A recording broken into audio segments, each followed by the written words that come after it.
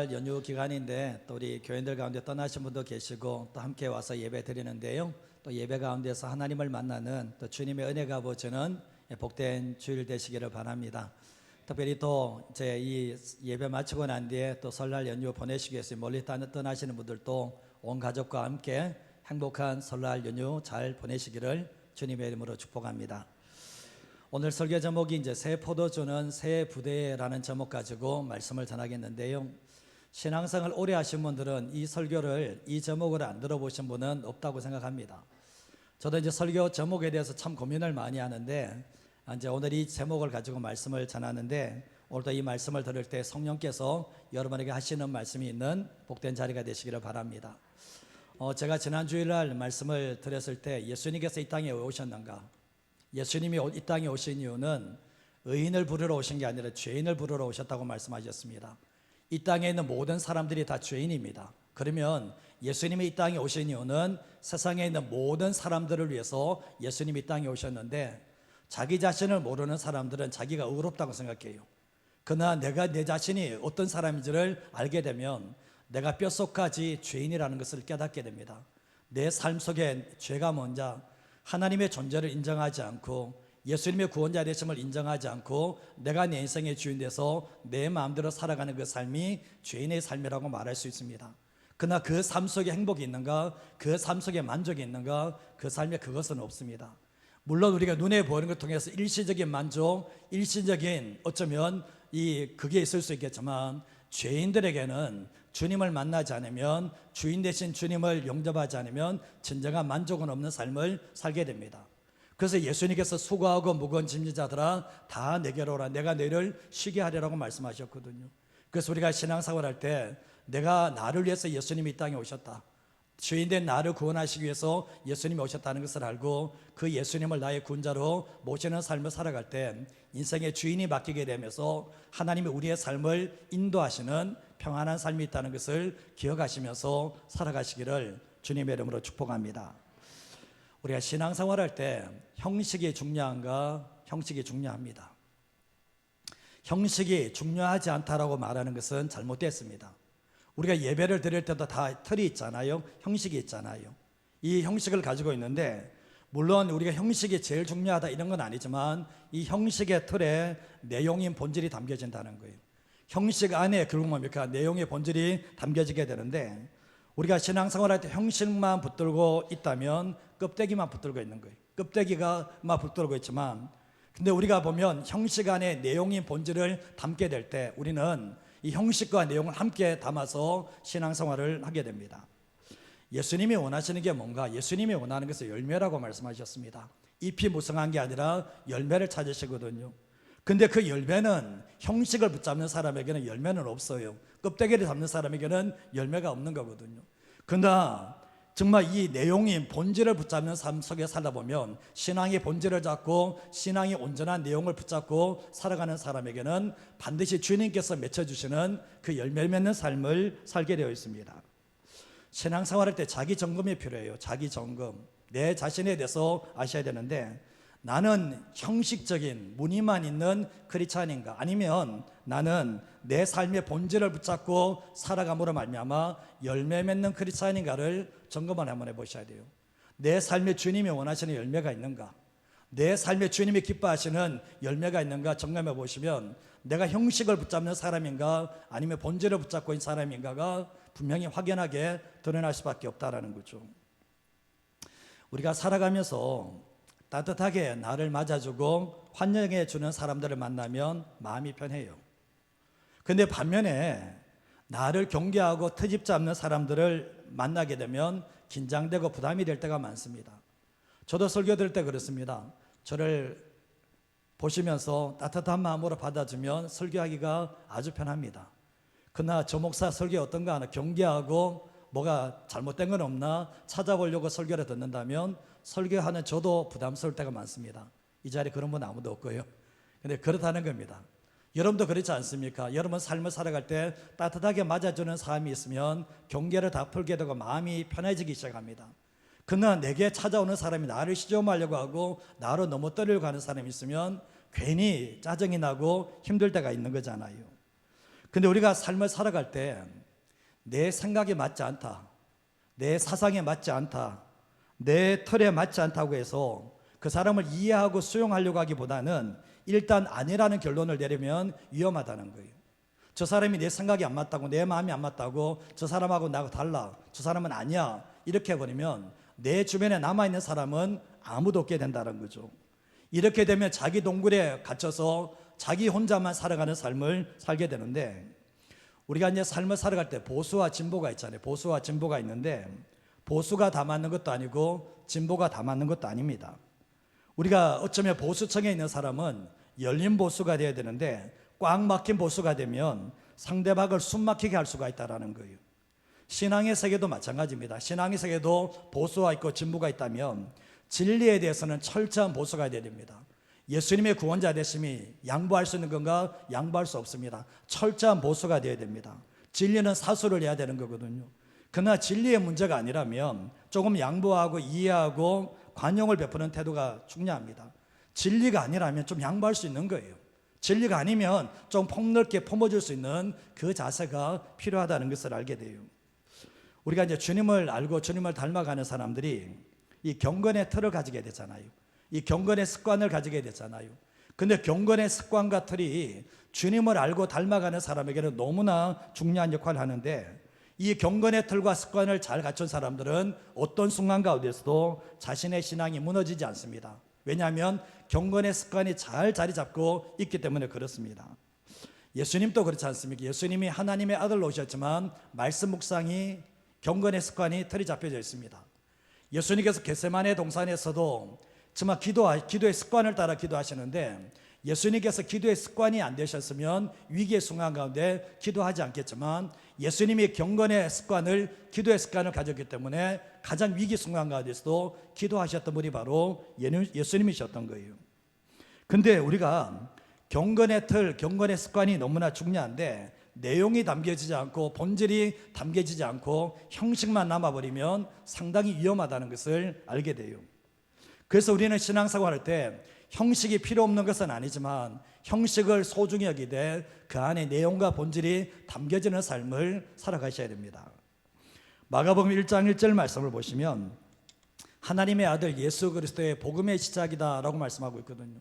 마가복음의 1장 1절에서 이 마가복음 전체를 어떻게 이끌어갈 것인가에 대해서 말씀하고 있는데, 예수가 누구냐는 거예요.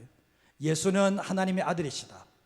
예수는 그리스도 메시아 구원자시다. 예수가 누군가? 예수가 복음이라는 거예요. 많은 사람들은 로마 황제가 복음이고 로마 제국에 속한 것이 복음이라 할지 모르겠지만 성경에서 분명히 말하는 것은 하나님의 아들 예수가 복음이다라고 분명히 말씀을 하고 있습니다.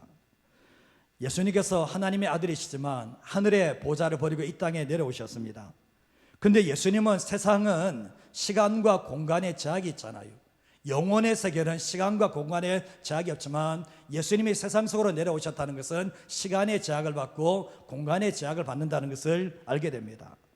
그러나 예수님께서 이 땅에 오신 목적은 하나님 아버지의 뜻을 행하려고 이 땅에 오셨습니다. 우리는 어쩌면 살아보려고 이 땅에 태어났지 모르지만 예수님은 철저하게 하늘 보좌를 버리고 이 땅에 내려오신 이는 자기의 뜻을 이루기 위함이 아니라 하나님 아버지의 뜻을 이루기 위해서 이 땅에 오셨고, 그리고 또한 죄인된 인생들을 구원하시기 위해서 이 땅에 오셨습니다. 그런데 예수님이 표적을 참 많이 나타내시거든요. 죽은 자도 살려내시고 병든 자도 고쳐내시고 귀신들 사람 쫓아내기도 하고 오병이의 기적 나타내기도 하고 여러 가지 표적을 나타내셨는데, 그 표적의 목적이 뭐냐 보면 예수가 하나님의 아들이라는 거예요. 예수가 구원자라는 것을 드러내기 위해서 표적을 행하셨다는 것을 알게 됩니다. 근데 참 놀랍게도요, 예수를 가장 이해할 만하고 예수를 가장 먼저 받아들일 것 같은 사람이 예수를 가장 배척했다는 거예요. 성전 안에 있는 사람들은 하나님을 안다는 사람이거든요. 성전 안에 있는 사람들은 하나님의 말씀을 안다는 사람이고 그들은 메시아를 기다리고 있던 사람인데, 메시아 되신 예수님이 이 땅에 오셨음에도 불구하고 그 예수를 알아보지 못하기 때문에 결국 예수님을 무시하고 배척했던 사람들이 그 사람이었다는 것을 알게 됩니다. 근데 참 놀랍게도 예수님께서는 이런 사람들에게 가까이 간 것이 아니라 세상에서 소외되고 세상에서 따돌림 당하는 사람들에게 찾아가시는 모습을 보게 됩니다. 예수님께서 지금도 마찬가지일 겁니다. 예수님이 어떤 사람에게 가장 많이 다가가시는가? 세상에서 소외당하고 따돌림 당하는 사람에게 구원자가 되어주기를 주님이 원하시는 거죠. 이런 사람들은 한결같습니다. 열린 마음으로 예수님께 찾아갔을 때 예수님께 그들을 받아주시는 하나님의 역사가 있게 되었던 겁니다. 지난번에 봤을 때 예수님께서 중풍병자를 고치잖아요. 중풍병자를 고치시는데 내 자리를 들고 일어서라 그러니까 그 자리에 치유되는 역사가 있게 되었거든요. 근데 예수님께서 중풍병자를 치유하시기 전에 먼저 하셨던 말씀이 소자여 내 죄사함을 받았다라고 말씀을 하셨던 거예요. 거기에 바리새인들과 서기관들이 있는데 깜짝 놀랐던 겁니다. 왜냐하면 이 죄사함의 권세는 하나님 외에는 가지고 있지 않는데 이 눈으로 보이는 이 예수가 죄사함의 권세를 선포하니까 깜짝 놀라며 속을 했던 말이 네가 누군데, 네가 하나님도 아닌데 신성모독이라는 이런 생각을 가지고 있을 때 주님께서 그 생각을 아시고 말씀을 하셨습니다. 그러면서 인자가 죄를 사하는 권세가 있게 하기 위해서, 알게 하기 위해서 죄사함을 선포했다라고 말씀을 하시며 중풍병자를 먼저 고친 게 아니라 죄사함을 먼저 선포하시는 모습을 보게 됩니다. 그런데 세리 레위를 부르, 세리 마태를 부르시는데 제자를 부르시고 난 뒤에 이 세리 마태가 자기 집에 사람을 모았는데 자기와 똑같은 세리들 모으고 죄인들을 모아서 예수님을 초청해서 함께 식사를 하고 함께 교제를 하게 되었습니다. 그때 예수님의 제자들에게 이 바리새인들이 찾아와 서기관들이 찾아와서 네 선생은 어찌하여서 저런 사람하고 밥 먹냐는 거예요.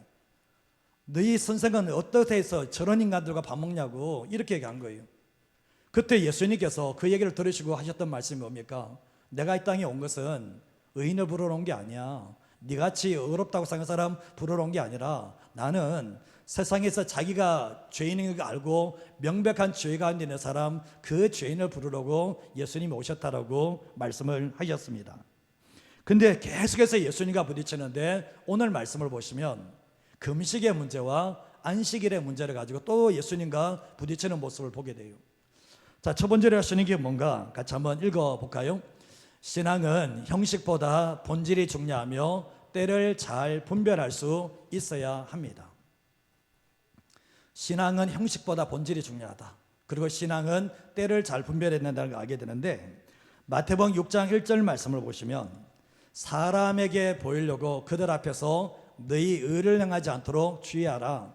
그리하지 아니하면 하늘에 계신 너희 아버지께 상을 받지 못한다라고 말씀을 하십니다. 마태복음은 유대인들 대상으로 이제 말씀을 전했거든요. 기록되어졌거든요.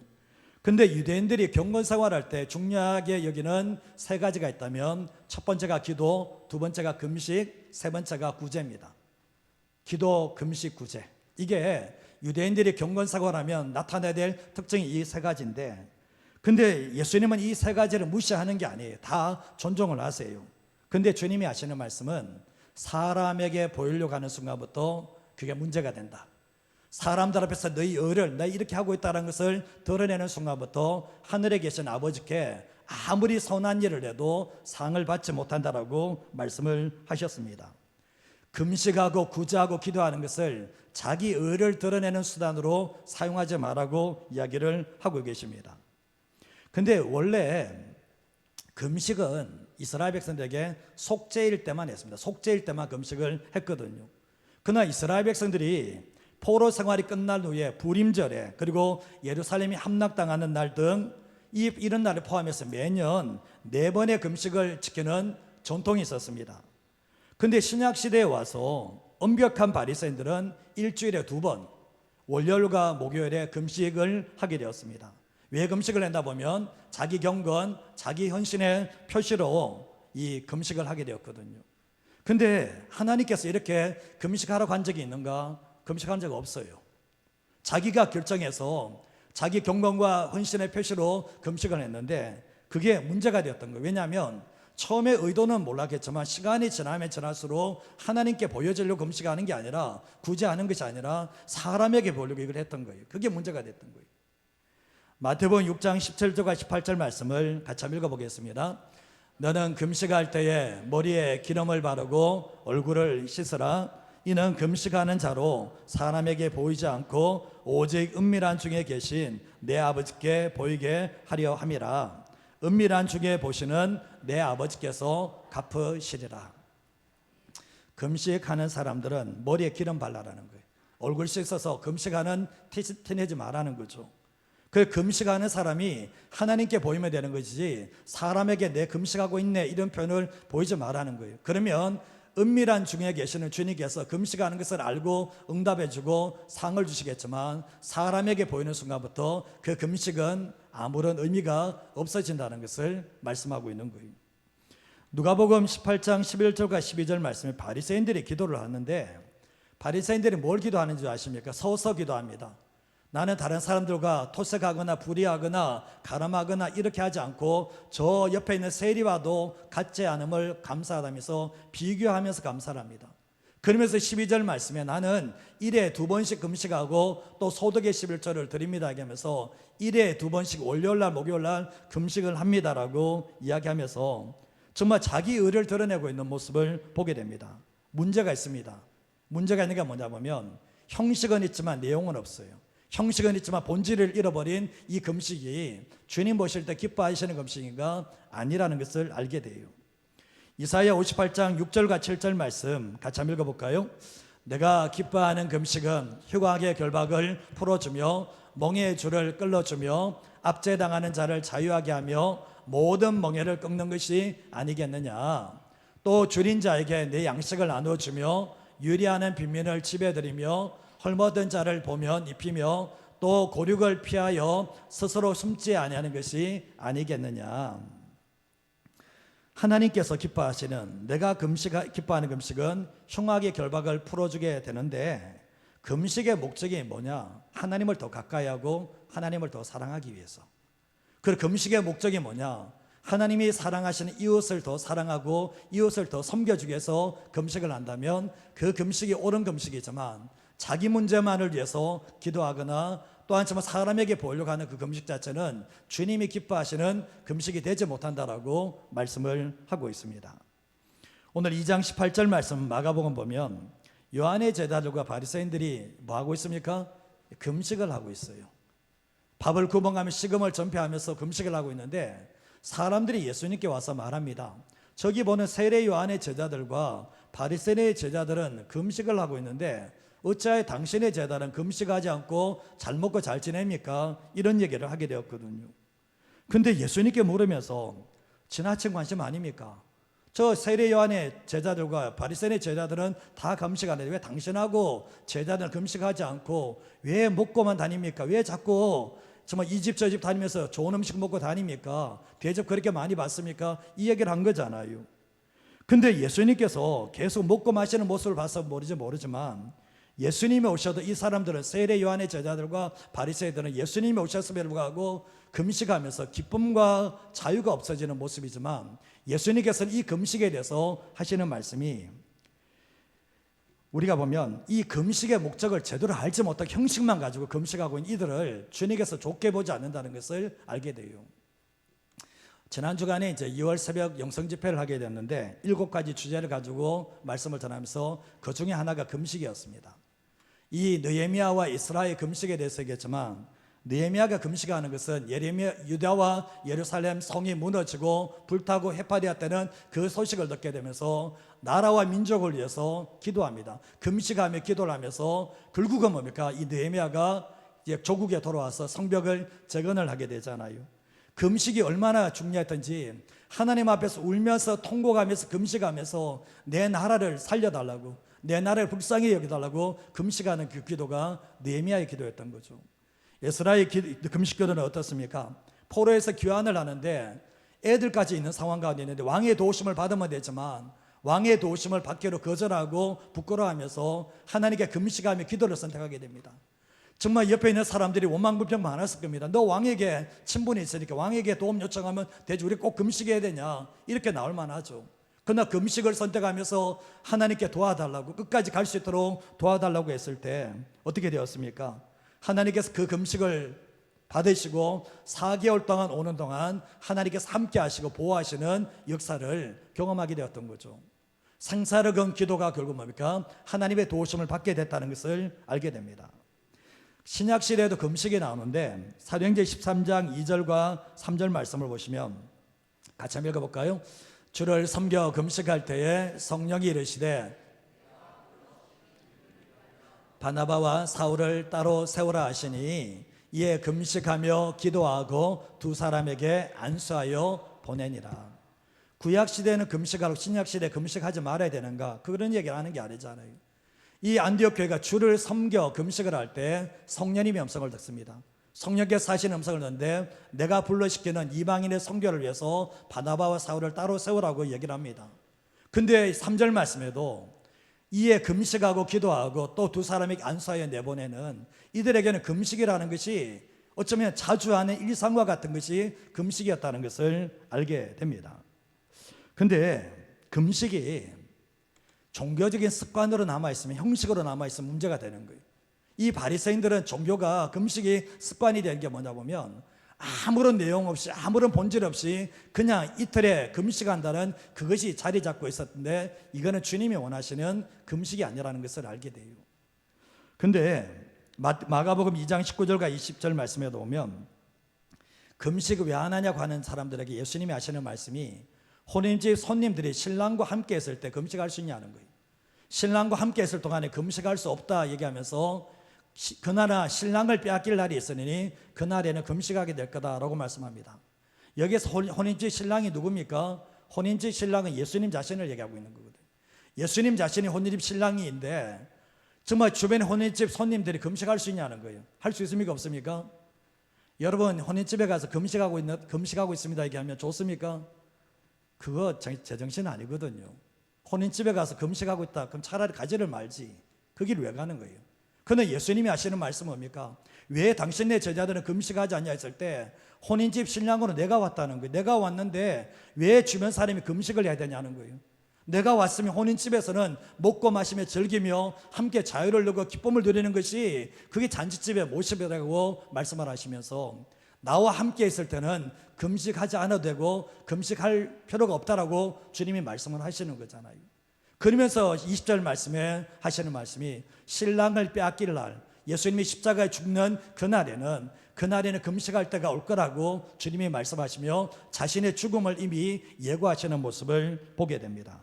그러나 지금은 금식할 때가 아니라고 말씀을 하고 계시죠. 지금은 우리는 어떻습니까? 금식 잘 안 하시죠, 그죠?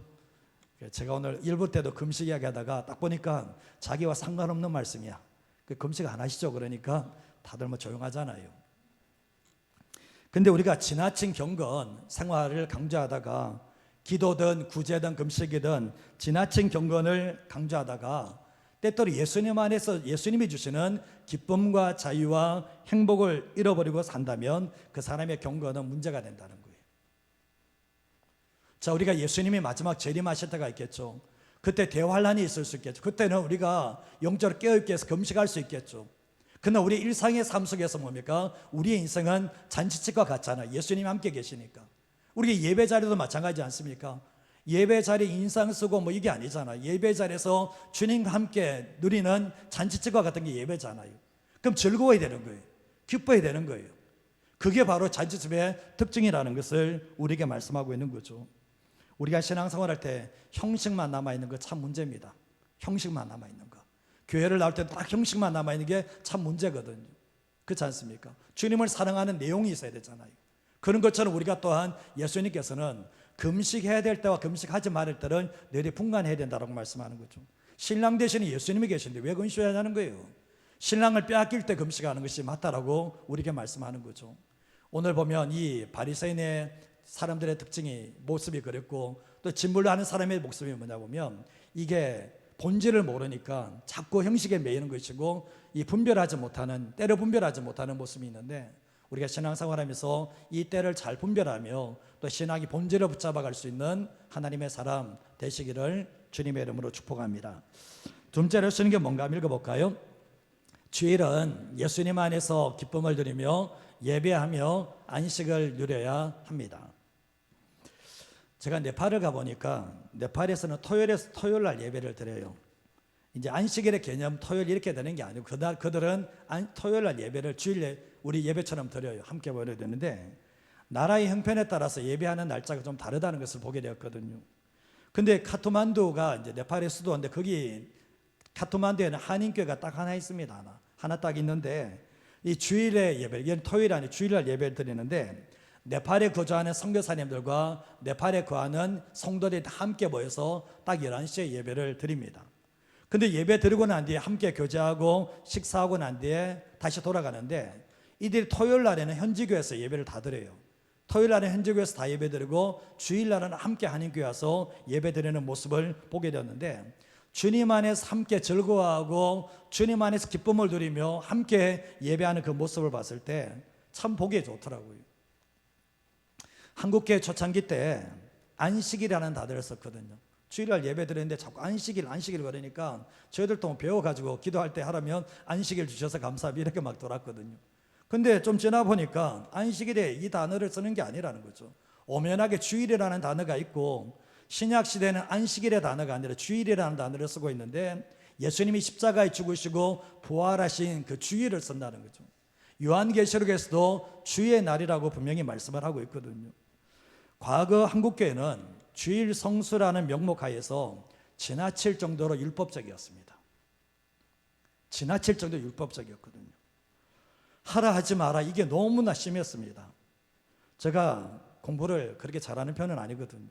근데 우리 부모님께서 내일 시험 쳐야 돼, 월요일에 시험 쳐야 돼, 주일날 공부를 하지 말아요. 월요일에 시험 잘 쳤겠습니까? 월요일날 시험 치는 거 거의 다 망쳤습니다. 사실은 공부 안 했으니까 그냥 가야 되니까. 그 이유가 뭐냐 보면 주일이니까 공부하지 말라는 거예요. 이런 일이 있었습니다. 주일날 뭔가 사 먹는다 있을 수 없는 얘기죠. 주일날 돈도 안 줄 뿐더러 주일날 사 먹는 일은 있을 수 없었습니다. 오락을 위해서 금지하는 것도 물론 틀리지 않았지만 그 당시에 주일날 돈 쓴다는 것이 있을 수 없었고 제가 주일학교 교사를 할 때 처음으로 난감한 일이 벌어졌습니다. 제가 주일학교 애들을 위해서 토요일날 이제 과자를 준비하거든요. 과자를 준비해서 숫자만큼 이렇게 사는데 근데 애들이 전도해오는 바람에 과자가 부족한 일이 일어난 거예요. 어떻게 됩니까? 사러 가야죠, 그죠? 사러 가서 애 줬습니다. 전 제게는 율법이 중요한 게 아니고 지금 하라 하지 말아가 중요한 게 아니라 애 마음 사가는 게 더 중요한 거예요. 그래서 당장 달려가서 애에게 과자를 사서 애에게 나눠주게 되었는데 저는 그때 뭐가 잘못됐다 이런 생각은 해본 적이 없습니다. 저는 이제 우리가 신앙생활할 때 너무 율법적인 사고에 잡혀보니 힘들거든요. 우리가 주일이든 11조 개념이든 우리가 보면 11조는 하나님의 주인 되심을 인정해서 드리는 신앙 고백이잖아요. 신앙이라면 당연히 드려야 되고 내가 예수 믿고 하나님의 주인 되심을 믿는 사람이라면 기쁨과 즐거움을 드리는 것이 정상적인 모습입니다.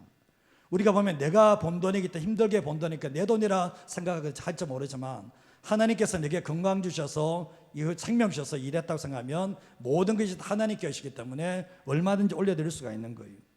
주님의 것이라고 생각한다면 고민할 필요가 없겠지만 주님의 것이 아니라 내가 번 돈이라 생각하면 그 사람은 고민되고 드리지 않는다는 것을 알게 돼요. 창세기에서 이제 하나님께서 6일 동안 천지 창조 일을 하셨잖아요. 7일째 안식을 하셨는데 사람에게도 안식일 제도를 제정하셨는데 하나님을 예비하며 쉼과 안식을 누리기 위해서 안식일 제도를 두르셨습니다. 출애굽기 23장 8절 말씀 한번 읽어볼까요? 안식일을 기억하여 거룩하게 지켜라.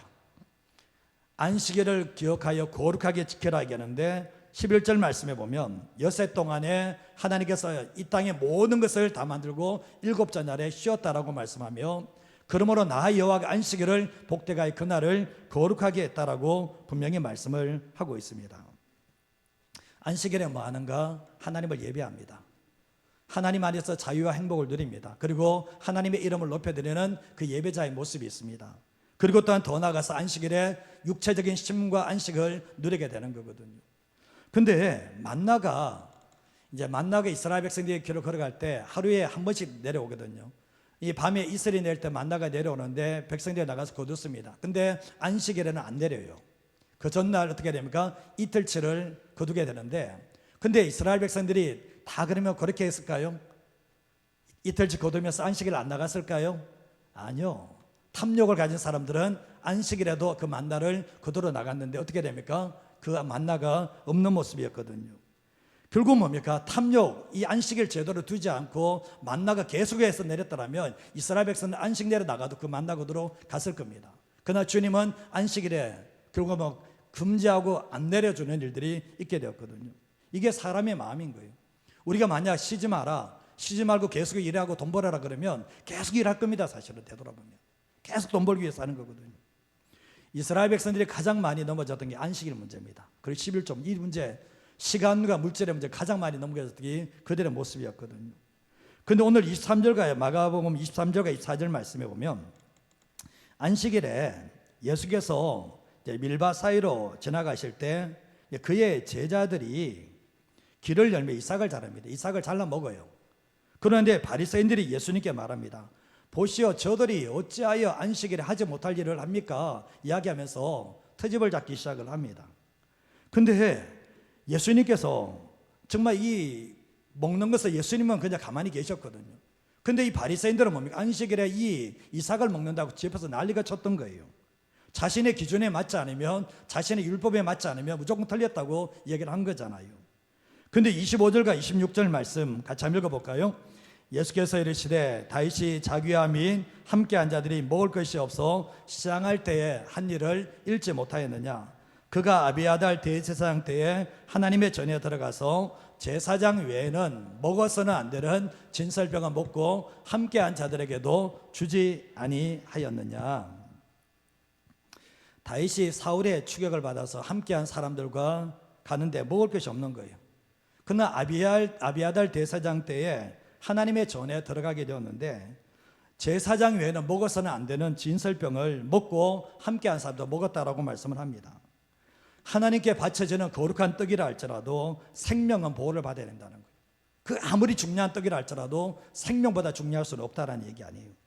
당시 다윗의 상황을 보니까, 이 소년들의 모습을 보니까 사울에게 쫓겨서 찌든 모습이 있지만 정결하냐고 묻고 나는데 정결하다 그러니까 그 떡을, 그걸 뭡니까? 아비아달 대제사장은 제사장만 먹는 떡을 다윗과 그 소년들에게 주는 일들이 있게 되었는데 하나님께서 그것을 용인해 주시고 용납해 주셨다는 것을 알게 돼요.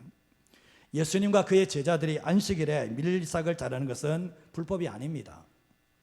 그들이 손으로 비비어 먹은 그 곡식은 그들의 배고픔을 충족시켜주고 그들의 생명을 보호해주는 데 필요한 것이 이 양식이었던 거예요.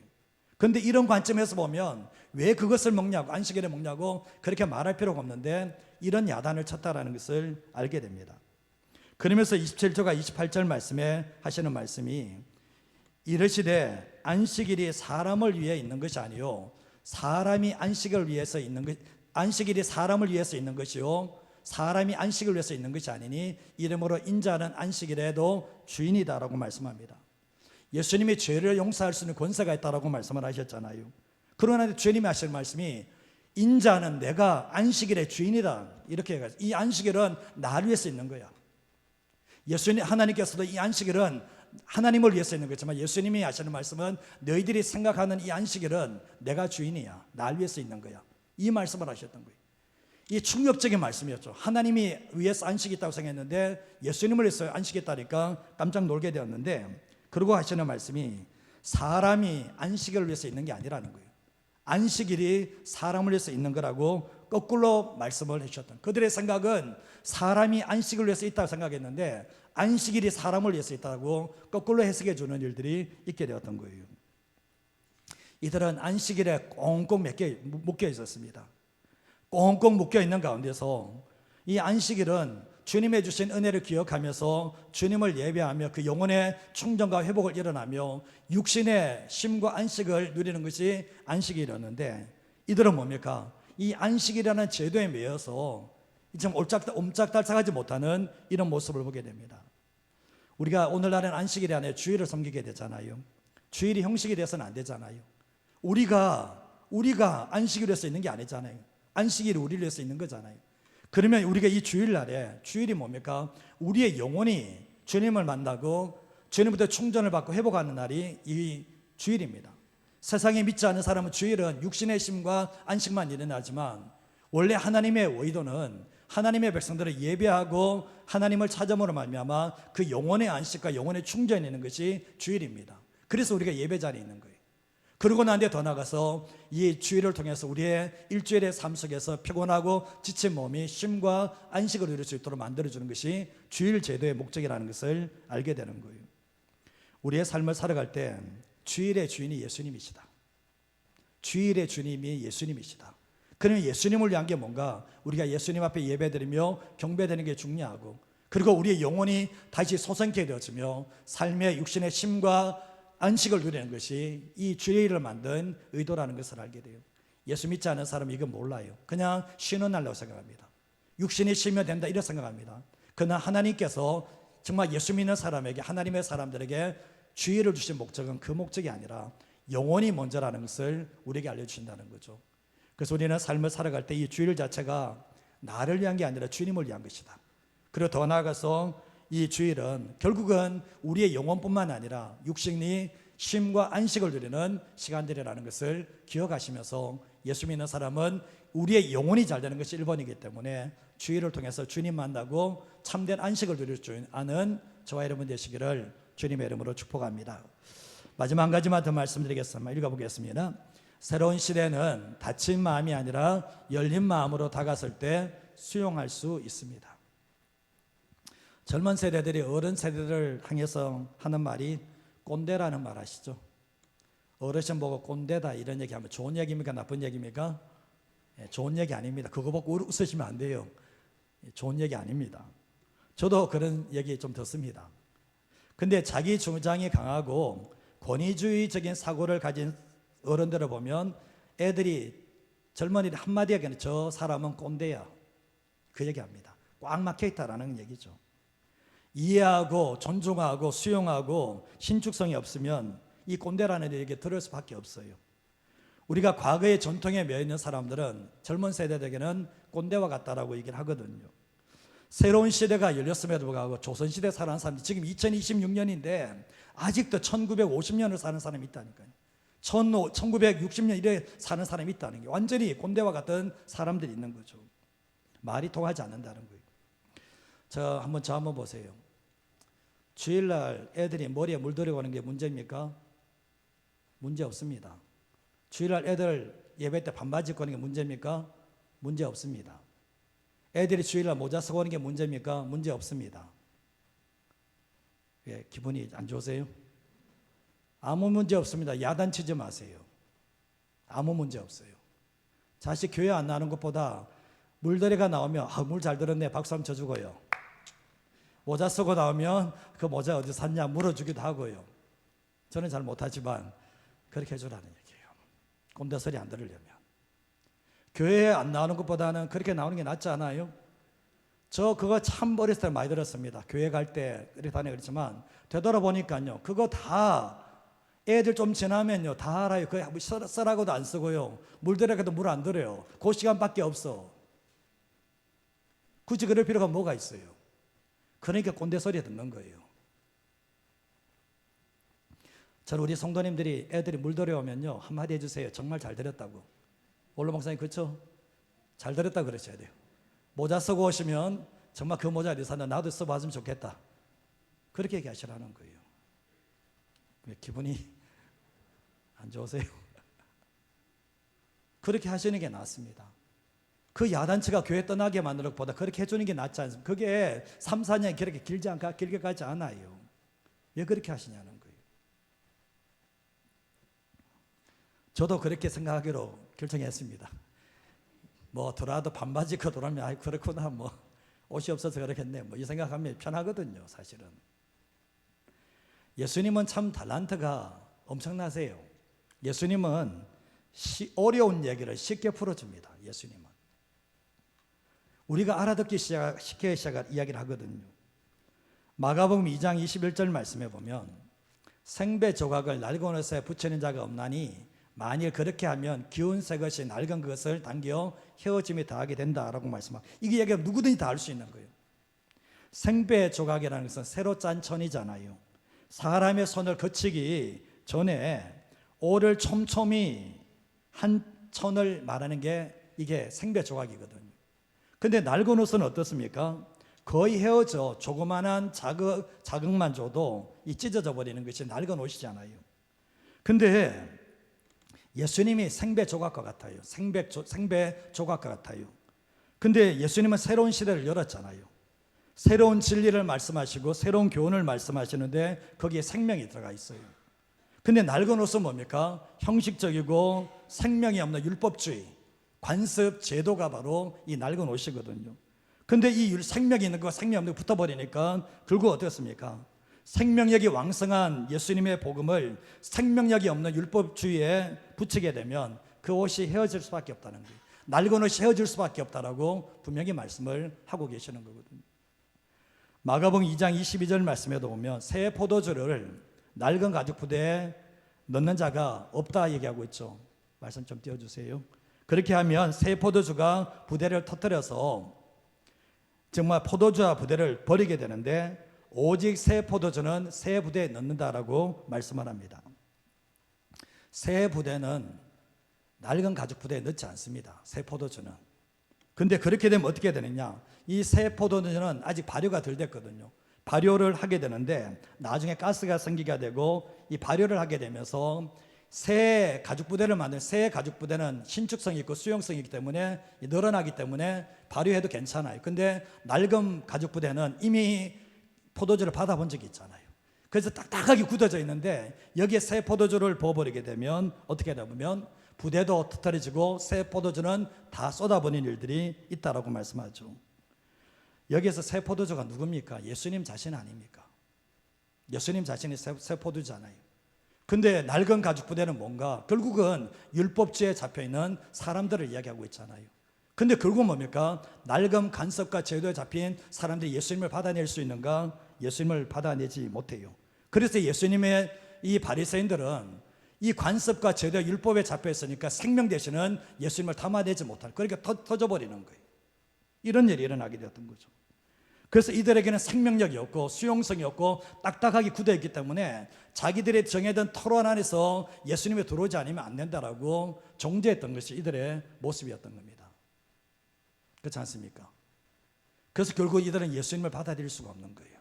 그러나 반면에 새 포도주는 예수님을 받아들이는 사람이 세리들 죄인들은 받아들여요.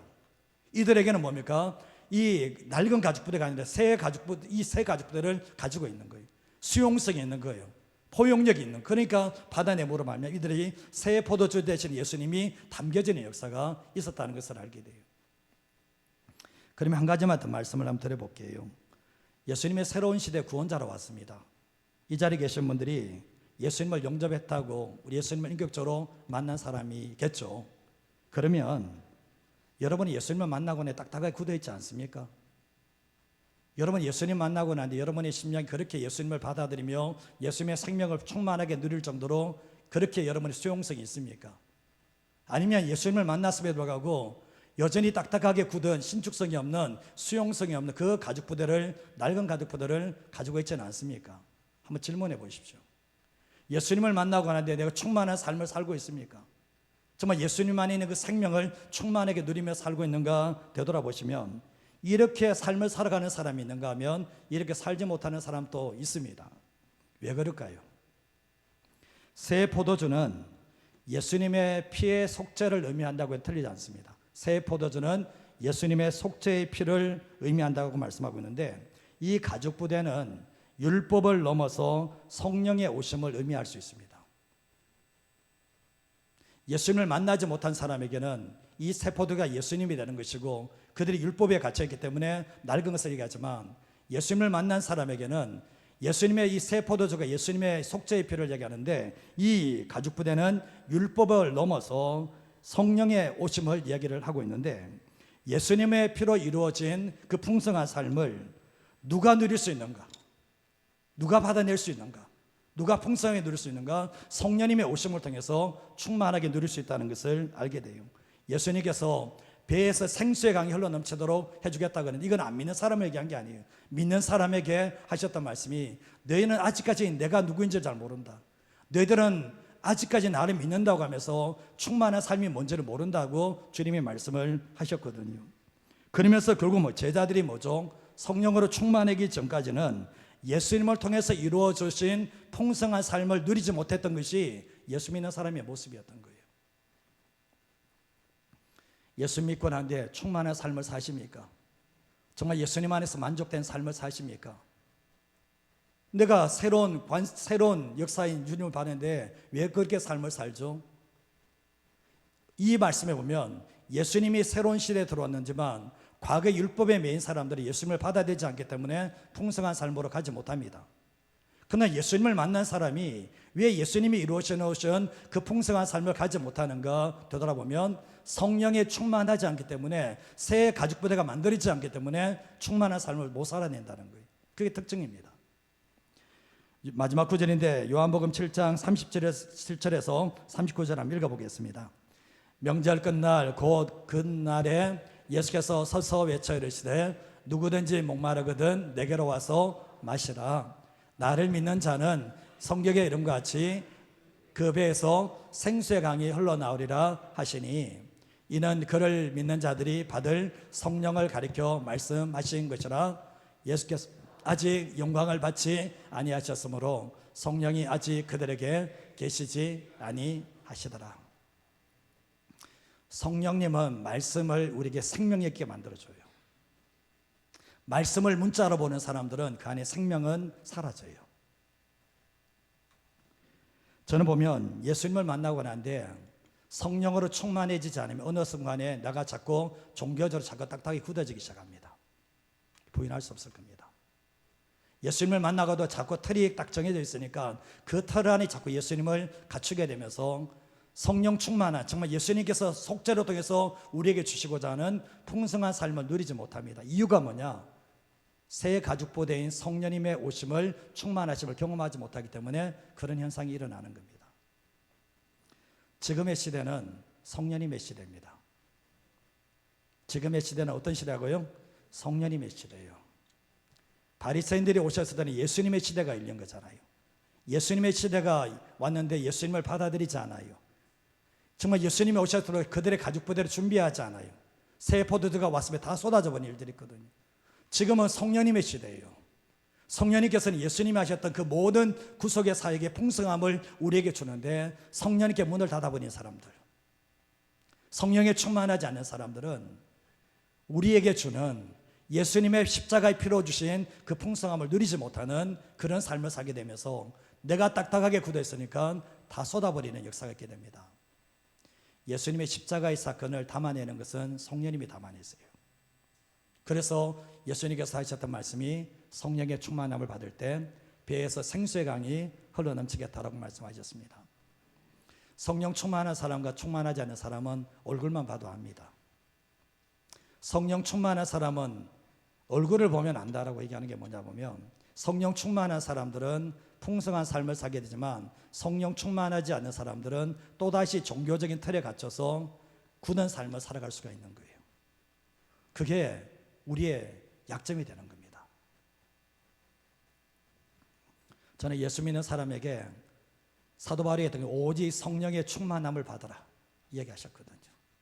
그래서 우리는 삶을 살아갈 때 예수님의 구속으로 통해서 이루어졌던 모든 것, 예수님께서 내가 온 것은 양으로 생명을 얻게 하고 더 풍성히 얻게 하는 것은 누가 하시는가? 성령님이 하신 역할이라는 거예요. 그래서 우리는 신앙생활하면서 성령 충만을 갈망하시고 성령 충만하심으로 말미암아 실제적으로 예수님께서 우리에게 하셨던 그 풍성한 삶을 누리며 살아갈 수 있는 우리 모든 성도 되시기를 주님의 이름으로 축복합니다.